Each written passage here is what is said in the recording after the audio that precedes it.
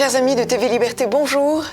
Nous allons ce matin partir dans le domaine de la poésie. Bonjour Éric de Rus. Bonjour. Merci d'être venu ce matin. Vous m'avez impressionné par ces petits livres de poésie que vous m'avez adressés, et vous avez une ambassadrice de grand poids, puisque Elisabeth Sombart, qui est venue à ce micro, la grande pianiste, qui a fondé cette belle institution Résonance pour apprendre le piano et la musique à des tas d'enfants qui ne pourraient pas apprendre la musique dans le monde. Elle m'a dit, Anne, avec cet impératif des gens délicieux qui vont droit à l'essentiel, il faut que vous invitiez Éric de Rus. Bon, comme j'ai l'habitude d'être très très obéissante quand de telles personnes me disent ces choses, je me suis dit, bon, je vais regarder qui est Éric de Rus. Et ce qui est étonnant, c'est que presque en même temps est mort Christian Bobin, poète immense, que j'avoue tout à fait humblement, je ne connaissais pas, et que j'ai eu envie de connaître. Donc je suis allée sur Internet, et vos deux poésies étaient sœurs. Vous êtes vraiment un jeune frère de Christian Bobin, tout simplement par cette force que vous avez d'incarner le monde et Dieu par vos vers. Est-ce que vous croyez qu'on peut définir Christian Bobin comme ça, et vous-même? Alors oui, sans doute, peut-être pas dans un sens religieux pour Christian Bobin, oui, mais non. Vous avez vraiment parfaitement raison. Je pense que la poésie de Christian Bobin, la prose poétique, puisque c'était essentiellement la prose, mais oui, il n'y a plus de différence avec Christian Bobin entre ce qu'on appelle le genre de la prose ou de la poésie. C'est une prose poétique. Comme pour vous. Oui, et on dira pourquoi peut-être après.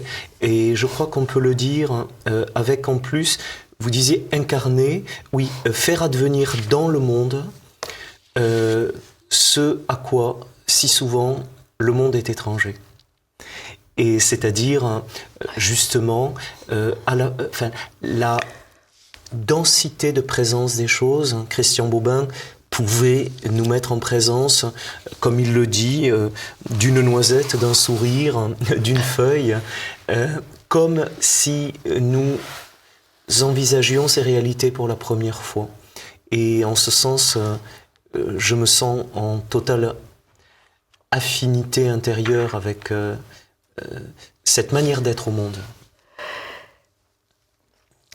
La poésie, je crois que c'est vous qui l'écrivez, ou c'est quelqu'un qui présente votre texte. La poésie, cette voix dérobée au fracas du verbiage. Et comme nous sommes quand même très, très inondés de verbiage, submergés de verbiage, parce que des tas de gens ont droit à la parole, si je puis dire, mais qui ne savent pas manier cette parole, et qui la bâtardissent, et qui l'abîment, et qui la vulgarisent, et qui l'enlaidissent. Là, excusez-moi, mais je parle d'une réaction que vous devez avoir aussi, j'imagine. Donc cette voix dérobée au fracas du verbiage, on sent qu'on en a besoin vraiment quand on se met à vous lire. Tout d'un coup, c'est comme si on passait dans un désert et que l'on arrivait à un oasis, en fait.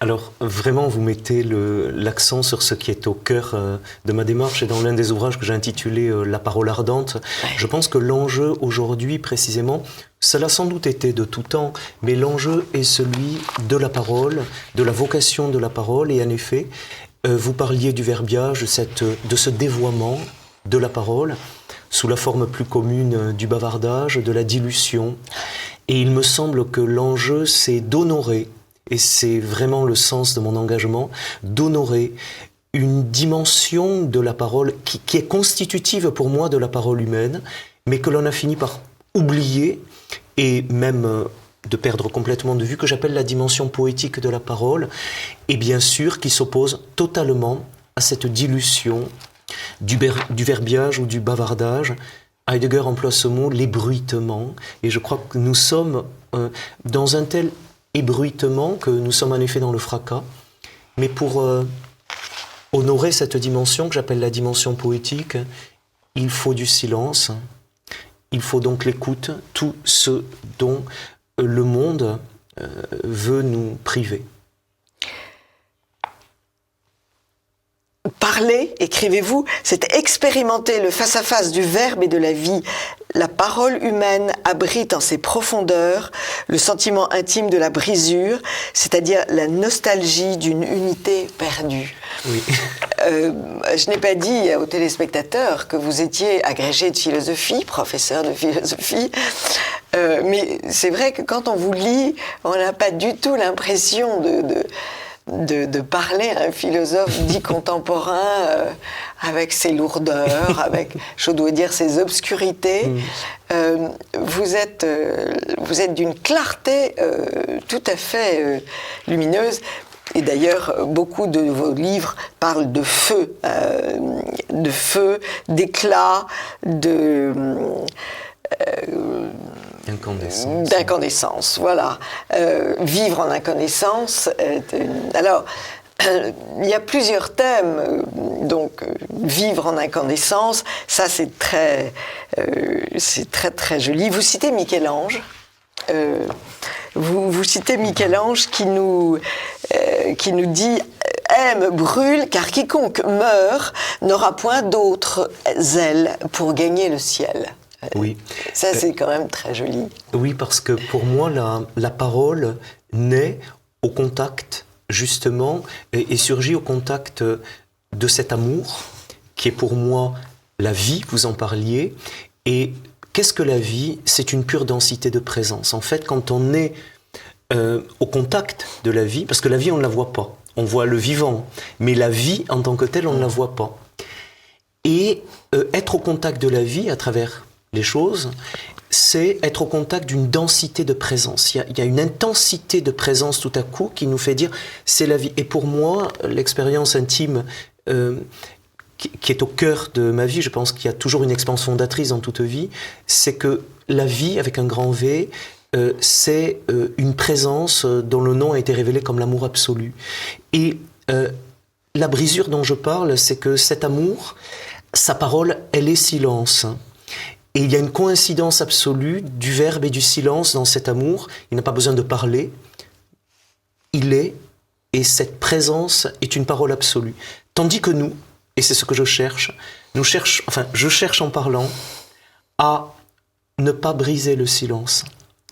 Parce que, c'est le cas du verbiage, il est tellement facile de parler en blessant le silence. Et pour moi, l'oiseau, quand il chante, c'est pour ça que j'aime tellement les oiseaux, parce que le chant de l'oiseau, pour moi, est une parole qui ne brise pas le silence. Et j'aimerais pouvoir parler, en tant qu'être humain, comme chante l'oiseau, sans blesser le silence.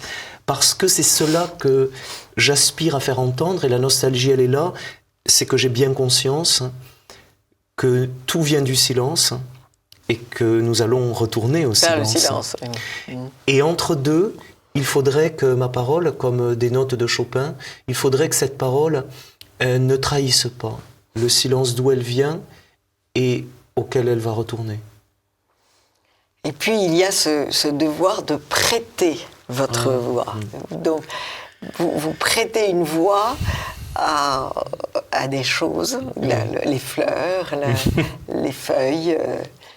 le soleil, la lune, vous prêtez votre voix et ça, vous animez donc le monde. Oui, parce que la voix, pour moi, c'est quelque chose c'est un phénomène qui m'a saisi parce que, je pense à un texte d'Augustin qui dit au sujet de Jean le Baptiste, pour ne pas confondre Jean le Baptiste avec la parole absolue, il est la voix qui annonce la parole. Alors, moi, je ne suis pas la parole. Ma parole, elle prête voix à autre chose qui me traverse, qui me suscite, justement parce que c'est tellement grand que ça aurait pu m'écraser et me condamner au mutisme. Mais justement, c'est tout le contraire qui s'est passé. C'est l'impossibilité de céder au mutisme, donc l'audace de parler, mais à partir du silence et en vue du silence. Ça, c'est vraiment... Alors la voix, je trouve que la voix, c'est une forme de présence au monde qui est à la fois tellement incarnée, parce que quand vous entendez la voix d'une personne, c'est comme si elle était là, la voix vous Absolument. la rend totalement présente. Et en même temps, c'est un mode de présence tellement ténu, c'est à la frontière du visible et de l'invisible. Et j'aimerais que ma parole n'ait pas l'outrecuidance de s'imposer, d'avoir raison. D'ailleurs, je n'ai rien à démontrer de ce point de vue, paradoxalement, mais je n'ai rien à démontrer. J'aimerais que cette voix, justement, s'efface en parlant devant d'où elle vient et à quoi elle voudrait reconduire. Alors, ce rôle du poète qui est l'intermédiaire entre le monde et nous autres pauvres humains qui n'avons pas les yeux pour voir ce que vous voyez, parce que l'écrivain comme le poète, ce sont des êtres vous êtes des êtres qui voyez plus que les autres. Vous êtes probablement plus attentifs, vous êtes plus concentrés, vous êtes plus dégagés vous éliminez tout ce qui... Christian Bobin a une phrase très étonnante, il dit qu'il a tout dégagé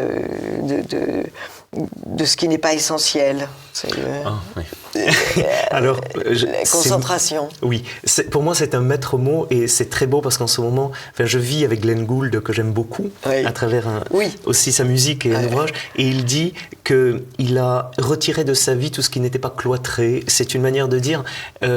si vous voulez, quand vous appartenez au sens d'un territoire intérieur, que ce soit la musique ou au verbe, pour le poète, ça requiert tout de vous. Ça requiert tout. Et donc, il faut un cœur indivis, non divisé. Et en cela, il y a une ascèse de concentration, parce qu'en même temps, on est dans le monde, on est plongé dans la multiplicité. Et il y a quand même un appel à l'unité.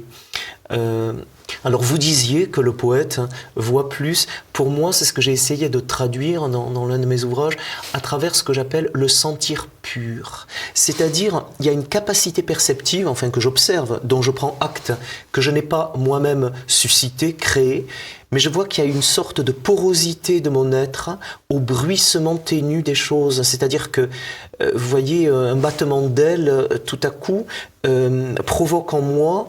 je l'entends comme j'entendrais un chant, et je l'entends peut-être de façon aussi frappante qu'un tsunami pour quelqu'un, mais avec beaucoup de douceur. Mais les choses, la vibration des choses, tellement ténues et qui n'apparaissent peut-être pas, qui ne retiennent pas l'attention, pour moi, elles me bouleversent en fait, et me rejoignent. Vraiment, j'entre en communication avec la voix muette du monde. Vous écrivez la poésie, le bruissement de la forge souterraine.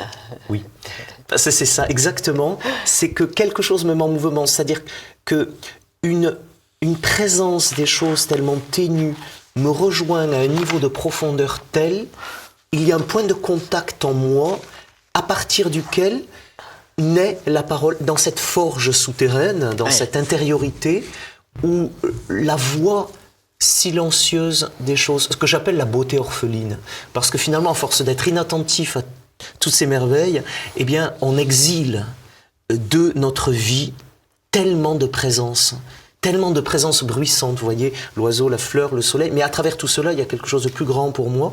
Nous exilons tout cela par notre inattention, et ce faisant, cette beauté, elle est orpheline. Et je pense que le poète, eh bien, c'est un veilleur au chevet de l'inutile, au sens où ce à quoi je me consacre paraît totalement dérisoire. Et de fait, je ne prétends pas changer l'ordre du monde. Alors, c'est pas si dérisoire que ça, puisque vous dites que le magnolia, la fleur de l'amandier, le papillon qui va mourir, c'est en réalité le seul signe de l'éternité. Oui, parce que pour moi, ce qu'il y a de plus essentiel, justement, nous atteint à travers ce qu'il y a de plus éphémère et fragile. C'est-à-dire que c'est ça la folie finalement de l'éternel, c'est de se risquer dans le temps et de nous atteindre à travers ce qui ne reviendra pas. Le papillon, ça m'a toujours fasciné depuis que je suis enfant et en même temps attristé. Je ne sais pas si aujourd'hui ça m'attriste, mais j'étais triste quand je me disais mais il est tellement beau et on m'a dit qu'il va vivre quelques heures. Et donc je me disais mais donc il y a une sorte de condensation de la vie où le temps et l'éternité se rencontrent. Et donc il y a un affleurement de l'éternel dans ce qu'il y a de plus éphémère.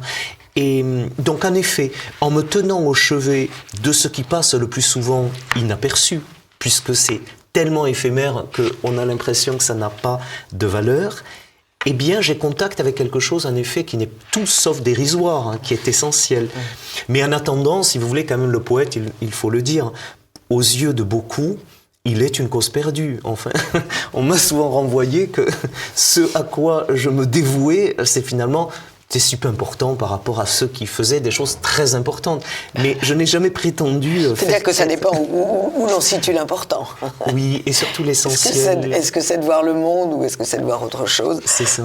Ça, c'est tout le problème de la place de la poésie et des arts dans notre monde. C'est ça.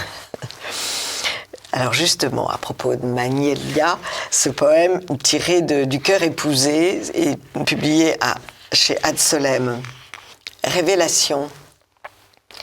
Devant la beauté du magnolia, le souffle suspendu par la puissance déversée de ses corolles écloses, j'ai su la source de poésie. Mon chant défaille d'admiration au contact du geste pur de la vie manifestée dans la chair séraphique du monde. Mes sens enivrés de lumière, sans rien saisir, perçoivent le foyer de tant de splendeur, présence ruisselante du roi caché. Ô mon aimé, ta touche secrète a percé jusqu'au centre de mon cœur. Dès lors, pourquoi cueillir la fleur du cerisier ? Vous voyez, c'est exactement ce miracle de la fleur du cerisier est en effet... c'est bouleversant parce que... Tellement extraordinaire. Moi, j'attends... qu'un peuple entier célèbre les cerisiers pendant les brèves journées où il est glorieux au Japon. Voilà. J'ai un rêve, c'est d'aller au Japon. Ah, moi aussi, je partage ce rêve. Mais j'ai dans mon jardin un cerisier qui est pour moi mon frère. Moi aussi, j'ai aussi un cerisier. Et j'attends tout. Et alors, j'ai à la fois une attente comme celle d'un enfant devant ce qui va toujours me surprendre, parce que ça revient, mais en fait, ce n'est jamais la même chose. Donc, il y a cet effet de surprise. Je suis dans un émerveillement intact à chaque fois. Et tous les matins, j'accours à ce moment-là vers le cerisier en sachant que ces pétales vont très vite tomber. Comme la neige. Exactement. Mais en même temps, dans cette offrande-là que nous fait le cerisier, eh bien, je contemple la percée de quelque chose de plus grand, parce que ça réveille quand même la nostalgie. On ne se console pas de voir mourir la fleur de cerisier, parce que cette beauté nous dit que la mort n'est pas le dernier mot de l'aventure humaine.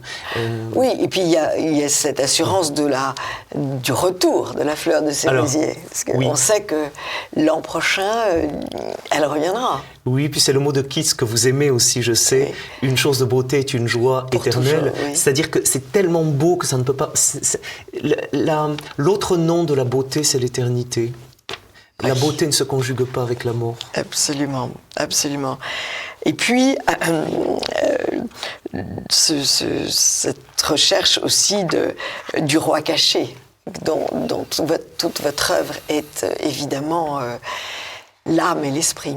Oui, parce que pour moi, comme vous l'indiquiez dans ce poème, ce qui filtre à travers la présence fragile des choses, c'est une densité. Si vous voulez, il y a devant la fleur de cerisier ou le magnolia, quand je suis saisi, il y a une telle force de présence que la présence qui filtre est plus grande que simplement ce à travers quoi elle se rend présente. La fleur du magnolia, elle va... Mais à ce moment-là, je suis tellement saisi, et c'est le tableau de Zurbaran, une rose au bord d'un plat d'étain. Cette rose, elle est prête à mourir à ses feuillets, mais elle a une telle force de présence qu'on sent bien que cette présence, la rose n'en est que l'habitacle. Et moi, ce qui filtre, ce que je sens, c'est cette transcendance que j'appelle le roi caché. Il y a un amour qui me parle. mais qui me parle dans le silence et qui m'appelle à prêter voix. Et j'aime beaucoup aussi le poème que vous appelez Liesse. Ouais. La grande extase de l'inutile, vouée à danser l'invisible, légèreté du rien, transparence au tout. De la crèche à la croix, du tombeau à la résurrection, unique est la louange, joie simple d'être aimé. Oui. Paradis de l'instant accompli, bal des épousailles où l'amour est en liesse dans le cœur qui consent. Voilà, parce qu'ultimement, je crois que le consentement, c'est l'accomplissement de nos existences.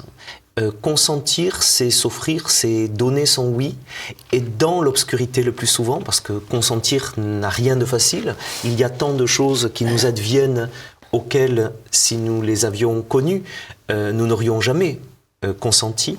Eh bien, c'est dans ce consentement que je donne mon oui, de haute lutte parfois, mais que je donne mon oui à cet amour dont je pense que nous sommes faits pour lui et pour cette rencontre, quand même, ultimement.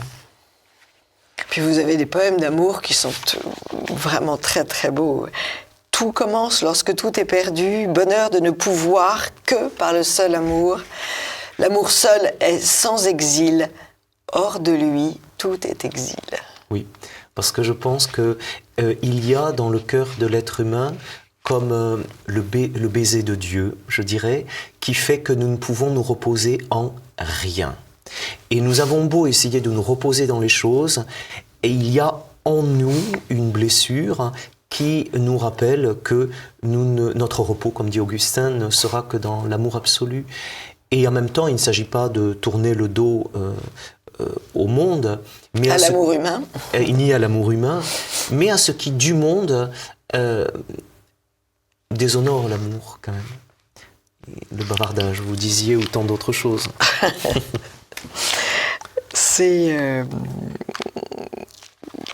J'ai retrouvé ce que disait Christian Bobin. J'ai enlevé beaucoup de choses inutiles de ma vie et Dieu s'est approché pour voir ce qui se passait. Il a une familiarité aussi qui est délicieuse. Exactement, parce qu'il y a une enfance dans la poésie de Christian Bobin. Et pour moi, l'enfance n'est pas un âge de la vie. Vous voyez cette simplicité ou spontanéité que vous releviez. L'enfance n'est pas un âge de la vie. Pour moi, l'enfance, c'est un territoire métaphysique, c'est notre pays. C'est quoi l'enfance ? C'est ce qu'il y a en nous, c'est la racine de notre être, parce que c'est notre mémoire première. Au fond, avant de parler, avant d'avoir les mots, quel est notre territoire premier ? Eh bien, c'est ce paysage intérieur que j'appelle l'enfance, constitué de sensations, d'impressions, de sons, d'images. Et c'est à tout cela que le poète s'adresse. Il s'adresse à l'enfance en chacun, ce qui précède tout ce que nous avons appris, tout ce qui nous est advenu. C'est ce legs intérieur, ce trésor au fond. Et Bobin parle à partir de là. Mais pour parler à partir de là, nul ne sait ce que cela coûte d'être reconduit jusqu'en ce lieu aussi. C'est tout sauf mièvre, hein. C'est-à-dire il faut tellement de purification. L'enfant, c'est en quelque sorte, c'est vous qui venez de me le faire comprendre, c'est en quelque sorte une maison vide. Et à la fin de nos vies, on a des maisons encombrées. Exactement. C'est la maison vide. Une maison vide parce que... Qui est pleine de l'essentiel. Et c'est ça. C'est un espace habité, et vide de tant de choses inutiles finalement, mais c'est cela qu'il nous faut préserver. Et vous comment faites-vous pour unir cette activité de philosophe, de professeur de philosophie, et puis cette écriture de poèmes tout à fait extraordinaire ? Alors, je vous avouerai très modestement que je n'ai pas de réponse parce que ça a toujours été pour moi, malgré tout, disons-le, une croix, la quadrature du cercle. Je ne peux pas le résoudre parce que, pour moi, si vous voulez, la parole philosophique et la parole poétique sont deux visages de la parole humaine. Et j'ai reçu en partage ces deux dons. Oui. Et je dois donc les honorer, mais le fait est, c'est que l'essence de mon être est du côté de la poésie. C'est-à-dire d'une parole qui n'a pas vocation à dire ou à expliquer, comme c'est la vocation de la parole philosophique que j'honore, mais une parole qui a pour vocation de parler, c'est-à-dire de laisser entendre, de faire entendre la voix des choses. En ce sens, le poète n'a rien à démontrer. Et donc, je suis, si vous voulez, j'assume ma vocation aussi philosophique du mieux possible, mais la poésie m'a permis de savoir avec une évidence indiscutable que la voix philosophique n'est pas l'ultime de la parole. Et que je ne peux pas donc ni la brandir, ni l'habiter comme si c'était ma demeure. Je suis sans illusion sur les limites de la parole philosophique, mais je suis aussi très soucieux d'en honorer les possibilités. Mais comme dit Pascal, se moquer de la philosophie, c'est philosopher. C'est-à-dire, si je ne savais pas les limites du discours de la raison, du logos, je me prendrais au jeu. Or, je ne peux pas me prendre au jeu. Je suis serviteur, hein, c'est une modalité de la parole, mais je sais très bien qu'à un moment, je touche aux confins du dire et que c'est là que tout commence. Et la poésie me donne d'aller au-delà. Et comment réagissent vos élèves? Parce que je suppose que vous devez de temps en temps mettre entre parenthèses la philosophie dans vos cours et parler poésie. Alors, comment réagissent-ils? Je ne leur parle pas explicitement, mais je sais qu'aujourd'hui, avec les moyens de communication, ils savent. Oui. Il y a une sorte de pudeur qui fait qu'ils respectent et en même temps ils perçoivent qu'au cœur même de la démarche philosophique, j'ai une manière poétique d'habiter cette démarche. Oui. C'est-à-dire j'ai une manière d'honorer le travail du concept en faisant en sorte de l'ouvrir toujours sur ce qui le dépasse et vers quoi il doit faire signe. Et en ce sens, ils perçoivent bien qu'il y a une sorte, eux je pense, le perçoivent comme une harmonie, mais moi je le vis parfois comme un combat.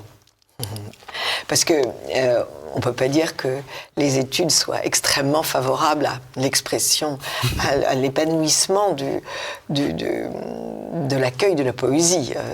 Nous sommes dans une période terrifiante, en plus de ça avec des erreurs graves, on a souvent on donne aux enfants des poèmes qui n'en sont pas, des textes qui n'ont rien de poétique, qui sont aussi rébarbatives que les pages, les lignes d'un article de journal.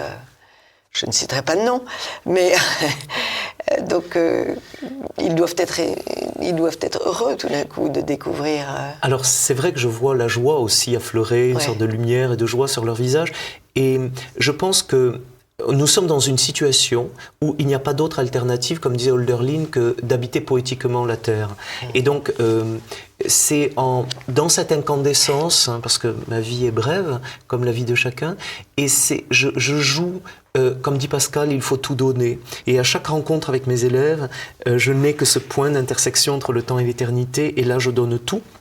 Et en donnant tout, je m'inscris dans l'instant avec, je pense, une incandescence qui est liée à cet engagement, qui fait que ce qui doit passer passe. Et en effet, je pense que pour eux, les choses sont assez simples parce que dans la démarche que je conduis avec eux, ils perçoivent bien l'être que je suis et que dont je ne peux pas m'amputer. Non. Je ne peux pas, en entrant dans la salle de classe, m'amputer de ce que je suis fondamentalement.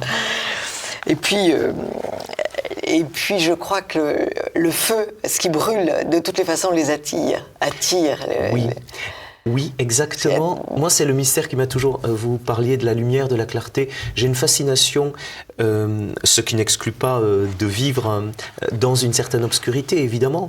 Mais je sais chacun sur Terre. Comme chacun sur Terre. Mais je sais que le secret que la nuit veut nous offrir, c'est une lumière qui est plus intense que celle du soleil, c'est-à-dire que la lumière matérielle. Nous sommes faits pour la lumière. Et cela m'attire plus que tout, c'est-à-dire j'entends la lumière chanter dans les êtres, dans les choses. La lumière me parle comme de la parole la plus belle qui soit. Alors j'aimerais en devenir l'habitacle, évidemment, et j'essaie d'honorer cette lumière dans la clarté, en effet, du travail conceptuel, mais aussi dans la transparence du verbe poétique. Et alors comment écrivez-vous, comment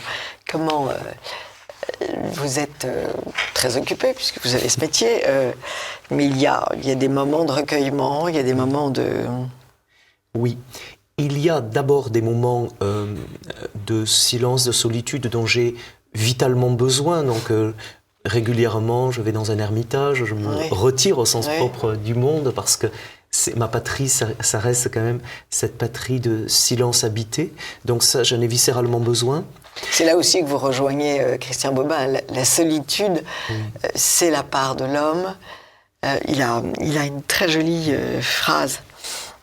Vous reconnaissez vos amis à ce qu'ils ne vous empêchent pas d'être seul, à ce qu'ils éclairent votre solitude sans l'interrompre. Exactement. C'est très beau comme définition de l'amitié. Tout à fait. Et de l'amour, je dirais. Et de l'amour, bien sûr. Voilà.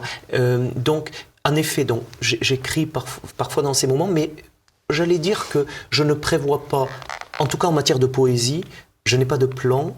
Il y a au contact des choses, il y a une touche de la présence qui est telle qu'elle met en vibration mon être et que là, le verbe monte, ce qui ne signifie pas que je n'ai pas à reprendre un poème. Et souvent, je le dis comme si je l'entendais. Vous lites. Ça se sent quand on vous lit, on les entend. Voilà. Et quand le verbe monte, je le psalmodie en un sens, je le scande. Je dois. Alors, je suis seul dans ces moments-là. C'est vraiment mon royaume. Donc, mais le verbe monte et je dois le scander, le chanter, le dire. Mais ça fait de vous un être heureux, vivante lumière. La vie chante en moi comme un fleuve de joie, si ténue en sa flamme, invincible, plus qu'un vol de colombe. Que tant de vie fugitive en ma vie puisse vivre, la faisant plus vivante. Est-ce cela la part du poète ? C'est ça, il y a tant de choses qui ont accès à mon âme, l'oiseau, le poète est celui qui vit plus. Ah, mais il y a je pense en effet, on vit à un niveau d'intensité qui démultiplie notre vie. C'est-à-dire qu'en l'espace de quelques années, au regard de cette intensité, c'est comme si peut-être nous avions vécu beaucoup plus qu'une vie. Et c'est cela l'essence de la joie. J'ai plus de souvenirs en moi que si j'avais 1000 ans. Mais il y a une question d'intensité, en effet, de présence au monde, de présence à l'autre. C'est ça, c'est cette intensité qui advient, qui est là, cette incandescence. En effet, en ce sens, c'est une vie démultipliée. C'est une vie démultipliée. C'est une vie démultipliée, exactement. Mais c'est tout sauf l'homme augmenté dont on entend parler justement. Non, l'homme augmenté, il n'est augmenté que de fer, de clous, de vis. C'est ça. Et si les êtres humains savaient qu'ils sont appelés à avoir accès à ce plan de la réalité, peut-être à travers d'ailleurs la vocation des artistes et du poète, peut-être ne chercherait-il pas à s'augmenter, mais irait-il peut-être plutôt dans le sens d'un approfondissement qui leur ouvre à ce plan de l'existence, qui est une existence tellement intensifiée. Et en même temps, je ne veux pas leurrer ceux qui nous écoutent, c'est-à-dire que la part secrète de cette joie liée à ce don, c'est quand même un exil ou une immense solitude, cette fois-ci au sens où il y a une étrangeté au monde. Enfin, je vis dans la conscience depuis toujours d'un éloignement intérieur du monde ou d'une étrangeté. Ce monde n'est pas ma demeure. Et pourtant, j'y suis semé, mais ce monde n'est pas ma demeure. Et donc, même malgré la proximité des êtres... C'est presque christique. Mon royaume n'est pas de ce monde. Oui, parce qu'on est dans le monde et en fait, il y a, comme j'aime à le dire, il y a ceux qui se sont appliqués à quitter le monde et il y a ce que le monde a quitté dès le départ. Moi, j'ai l'expérience que le monde m'a abandonné depuis toujours. Mais moi, par contre, dans cet éloignement, je veux inventer des médiations pour offrir une parole au monde. J'aime beaucoup Emily Dickinson, cette poétesse américaine, et je suis toujours bouleversé par un mot qu'elle a écrit. Elle dit voici ma missive au monde qui ne me répond jamais. Et moi, mes poèmes, en fait, bien sûr, ils célèbrent quelque chose de plus grand, mais je les offre au monde. Mais le monde ne me répond jamais. Mais je ne sais pas d'ailleurs si je souhaite qu'il me réponde. Si on vous répond, regardez. Oui, bien. Oui, si on vous répond. Mais c'est joli l'histoire du monde que l'on quitte. Mais en fait, chacun est... les gens croient qu'il est... Enfin, on croit qu'on est du monde et en fait... Tout à fait. Mais ce que vous voulez... Si vous voulez... On n'y est pas. Voilà. Ce que la plupart apprendront au terme d'une longue pérégrination, il m'a été donné de le savoir d'évidence dès le départ. C'est ça. C'est la seule différence. C'est ça, exactement. C'est ce que dit Michel-Ange. La passion est la seule chose qui restera et qui vous permettra d'atteindre le ciel. Voilà.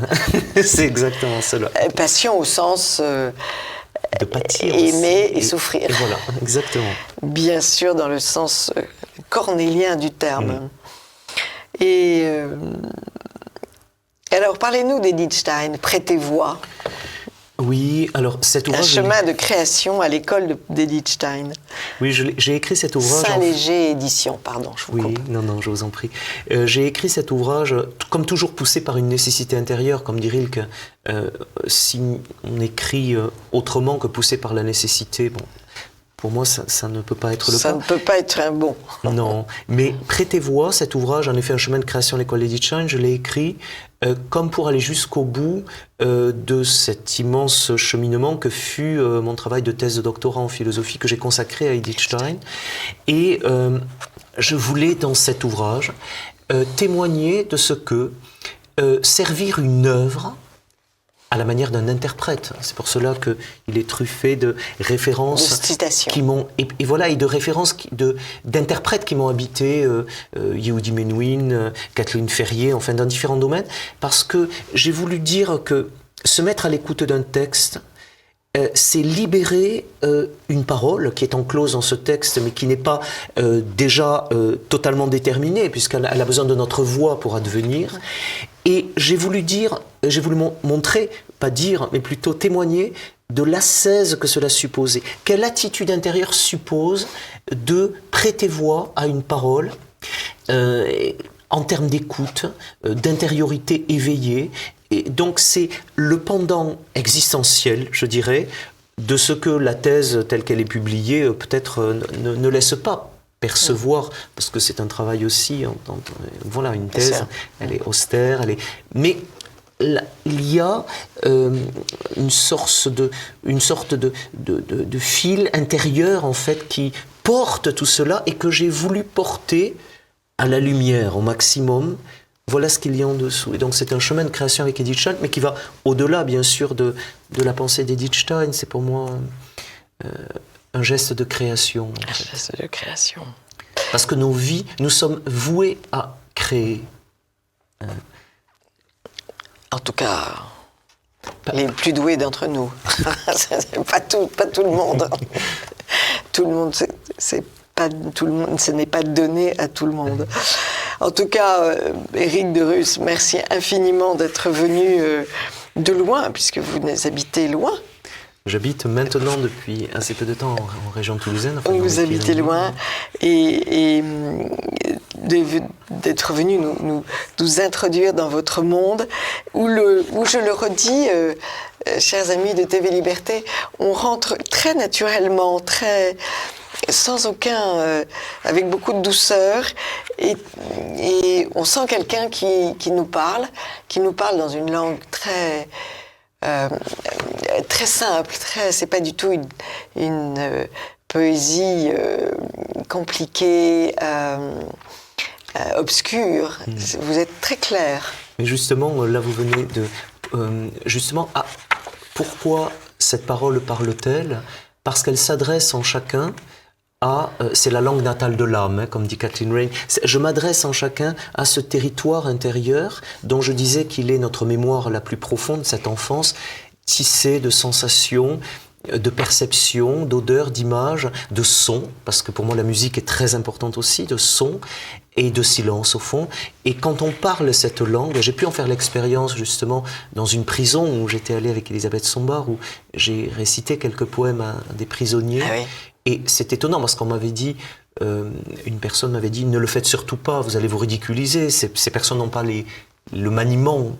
Ce qui est faux. Ils vous ont entendu. Le Magnolia, justement, que vous avez lu, oui. c'est ce poème-là. Oui. Et un prisonnier est venu me voir en me disant, eh bien, quand vous avez parlé de ce Magnolia, quand vous avez laissé parler la beauté du Magnolia, eh bien, sont remontés en moi la beauté de mes amours, ma femme et mon enfant, que je n'ai pas vu naître, hein, puisqu'il est né après mon arrivée en prison. Donc, il avait entendu. Il avait entendu. Oui. Il avait entendu, même si les mots, il ne les avait pas tous saisis, ça n'a pas d'importance. Non, vos vers, en effet, sont lumineux et ils sont une aide. Et je pense que la poésie, c'est une aide. Je peux ajouter quelque chose à ce Bien sujet. Je pense que, je disais tout à l'heure, c'est ce qu'il y a de plus dérisoire, et vous m'avez heureusement rappelé que l'apparemment dérisoire ne l'était pas. Et j'ai pu expérimenter, enfin à travers mes lectures ou quand je m'étais à l'écoute d'autres parcours, que ce qui résiste quand tout est perdu, il y a un poème que je commence, que reste-t-il quand il ne reste plus rien? Oui. Eh bien, oui. Qu'est-ce qui reste? Il reste la parole essentielle, la parole poétique. Et à ce sujet, je garde en moi gravé l'expérience que j'ai faite à Saint-Pétersbourg, d'avoir pu me rendre dans l'appartement communautaire, comme on l'appelait, où avait vécu un temps la grande poétesse Anna Akhmatova, interdite par le régime soviétique d'écrire, de publier. Et elle avait sans doute douté de sa raison d'être, parce que ce à quoi elle vouait sa vie, ce qu'elle était, elle ne pouvait plus l'exprimer.